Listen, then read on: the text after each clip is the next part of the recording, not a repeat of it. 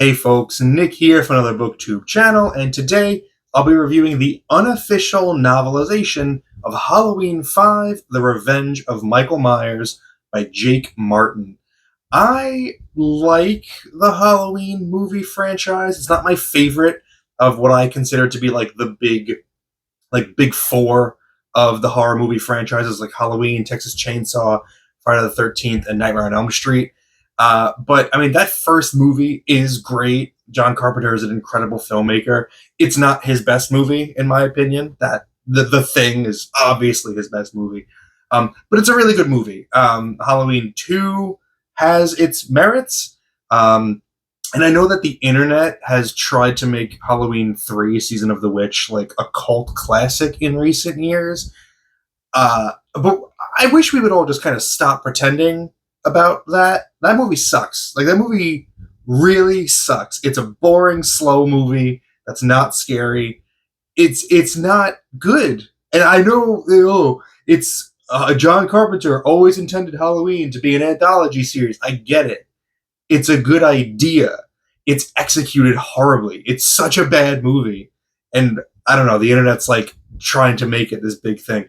Whatever. That's a little tangent.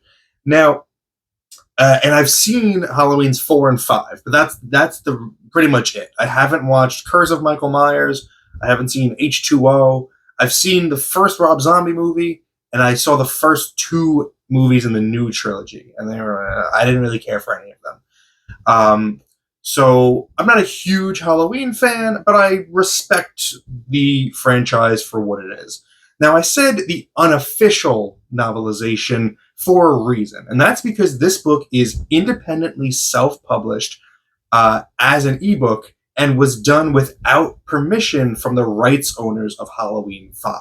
My attention was brought to this book by the fantastic YouTube channel In Praise of Shadows, which did a deep dive into the controversy surrounding it, and I'll link to that video in the description. I'm not going to repeat the contents of that 42-minute video, but let's just say that the first attempt at getting this fan work out to the public did not go well, and Martin was forced to remove the book from Amazon where he had listed it. After the strong showing of support that Martin received after that video went up, he decided to touch up his love letter to Halloween and offer it as a free ebook on his website, which is how I got my copy. Rather than comment on the controversy itself or offer my own thoughts about IP rights and all of that, I just want to talk about Halloween 5 as a book. Is it any good? Let's get into it. Halloween 5, The Revenge of Michael Myers, is the novelization of the movie by the same name with the same plot. 1 year after the events of Halloween 4, in which he was shot 1 billion times and exploded, Michael Myers is inexplicably still alive.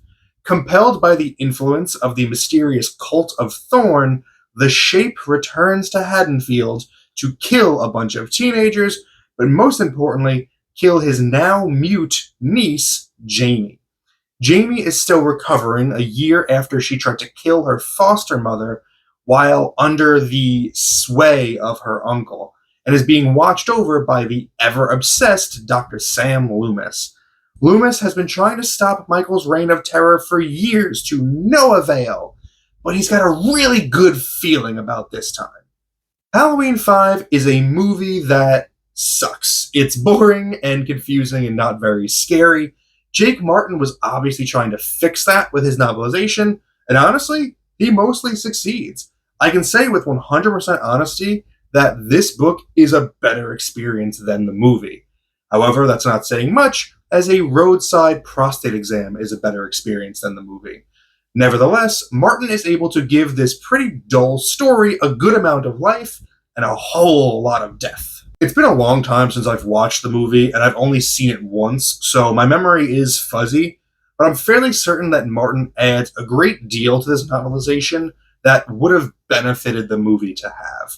Story-wise, Martin makes an actual effort to explain the Cult of Thorn and clear up some of the vagueness from the movie. He also fleshes out the characters considerably by spending a lot of time showing us their inner thoughts which is both good and bad. On the good side, we get to know a lot more about these characters to understand their motivations and just give them a little bit more dimension. On the bad side, though, Martin's skills as a writer are just not strong enough to sustain that much descriptive prose.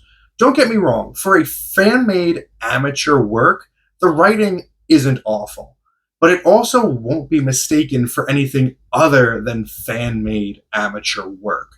I think Martin, in an effort for the book to be taken as seriously as possible, overwrites the material to a somewhat annoying degree. Every little action or motion is given its own line, and it feels unnecessary much of the time.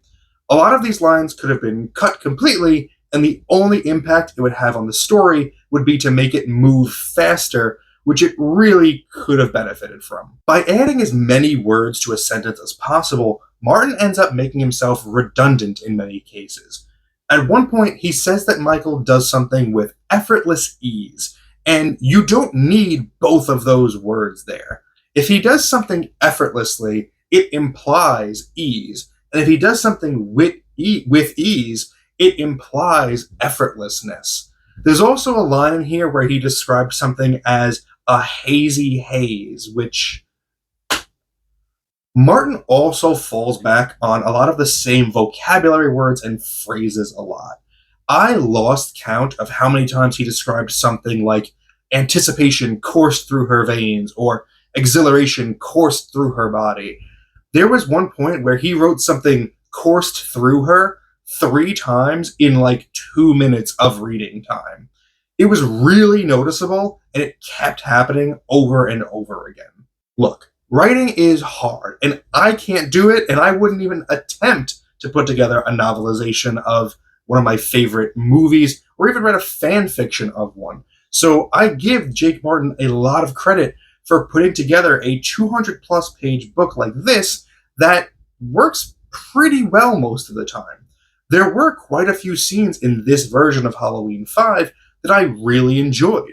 Martin leans hard into the gory aspects of Michael's killing spree and is able to make those moments appropriately squirmy and gross. I also think Martin is hamstrung by the fact that the original movie sucks so much that attempting to make it better without changing some fundamental aspects of the plot is futile. It's hard to sell that Loomis loves Jamie like a granddaughter when he is literally nothing but an emotional nightmare that is constantly yelling at her and putting her in danger. It's hard to make the Cult of Thorn work when their very existence is incredibly stupid. Considering that, Martin doesn't do a bad job. If you are a big fan of the Halloween movie franchise, which admittedly I am not, I think you'll enjoy this book despite its flaws. Like I said, it is a better experience than the original movie, and I stand by that completely. I won't be assigning an arbitrary or subjective grade for Halloween 5 by Jake Martin because it doesn't feel fair, as it is ultimately just a fan-made project, but I hope my review gave you a good idea of what to expect from it. Thank you for spending some time with me today, but now it's time to get back to reading.